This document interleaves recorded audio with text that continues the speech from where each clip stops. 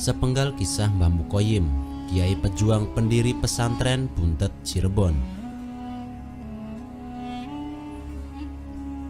Pondok Pesantren Buntet adalah salah satu pesantren yang ada di timur Cirebon.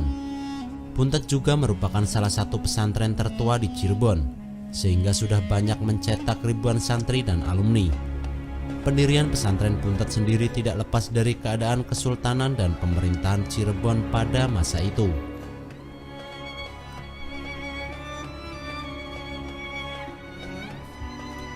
Pesantren Buntet Cirebon adalah pondok yang didirikan oleh Kiai Haji Mukoyim atau yang dikenal dengan nama Mbah Mukoyim.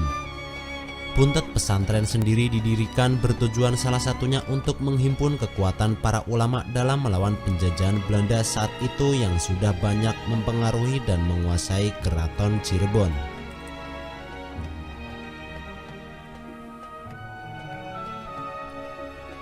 Mbah Mukoyim membangun langgar kecil dan beberapa kamar untuk santri. Tidak butuh waktu lama, akhirnya banyak yang ikut mengaji kepada beliau, termasuk dari luar Buntet sendiri.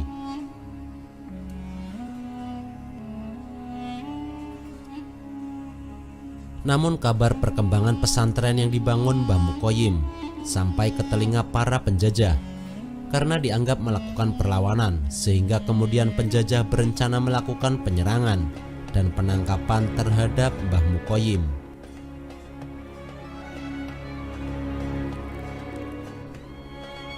Namun entah bagaimana Mbah Mukoyim mengetahui bocoran berita penyerangan tersebut, hingga akhirnya beliau bisa menyelamatkan diri bersama dengan sahabat dekatnya, yakni Kiai Ardisela, dan menuju ke desa Pesawahan Sindang Laut yang berjarak sekitar 10 km dari Buntet.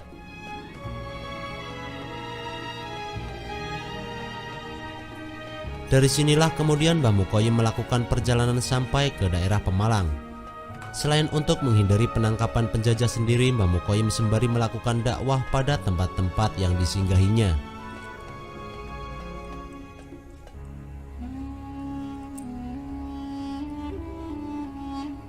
Meskipun dalam hal genting, Mbah Mukoyim tidak melupakan misi kemanusiaan dan keagamaannya.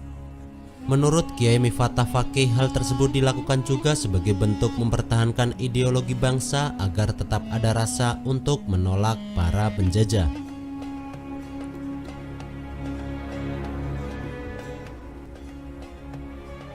Dalam beberapa catatan, salah satunya catatan dari bukunya Bintang Irianto yang berjudul Sang Kiai Rakyat, menceritakan saat sedang berada di Pesawahan, Mbah Mukoyim kedatangan tamu agung dari keraton, yakni Pangeran Muhammad putra dari Sultan Khairuddin ke Anoman. Kemudian Pangeran Muhammad bergelar Pangeran Sultan Khairuddin II.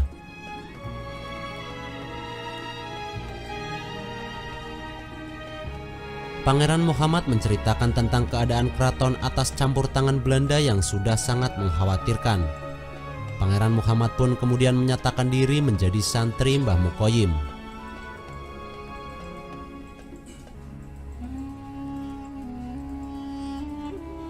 Dari sini kemudian Pangeran Muhammad menjadi santri cerdas dan hebat dan mendapat gelar Pangeran Santri. Beliau lalu banyak membantu perjuangan untuk melawan penjajah, terutama perlawanan dari dalam baik secara politik maupun pengaruh kebijakan.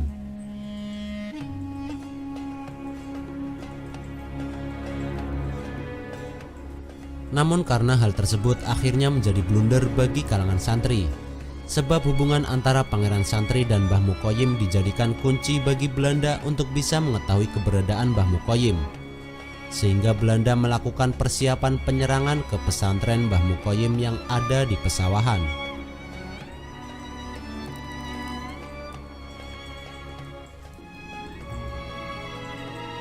Namun bukan Mbah Mukoyim namanya kalau tidak lebih dulu dari Belanda. Beliau kembali mengetahui penyerangan tersebut, hingga akhirnya Mbah Mukoyim bersama para santrinya dibantu Kiai Ardisela melakukan perjalanan ke Pemalang. Tak ayal saat Belanda sampai di Pesawahan pun tidak menemukan Mbah Mukoyim dan para santrinya, sehingga hanya membombardir bangunannya saja sama seperti sebelumnya ketika di Buntet.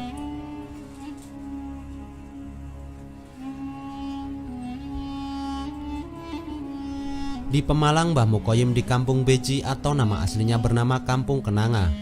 Dinamakan Beji karena hanya punya satu lebe, jadi Beji adalah lebe siji. Mbah Mukoyim tinggal di rumah Kiai Abdussalam sampai kemudian diangkat menjadi menantu. Sampai keadaan dirasa membaik, kemudian Mbah Mukoyim pulang kembali ke Buntet, Cirebon dan membangun kembali pesantren yang sudah diporak-porandakan oleh Belanda.